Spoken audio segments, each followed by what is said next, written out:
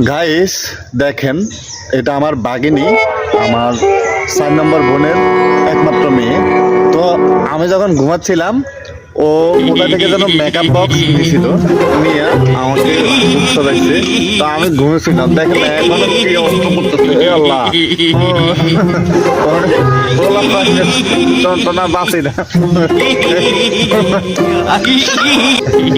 মানে ও অনেক খুশি।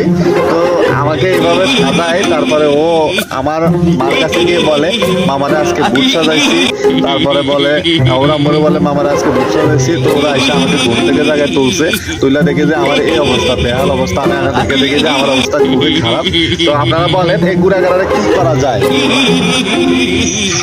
হ্যাঁ, এখন আবার মুছতেছে, এখন আবার আমাকে মুছতে দিতেছে। হ্যাঁ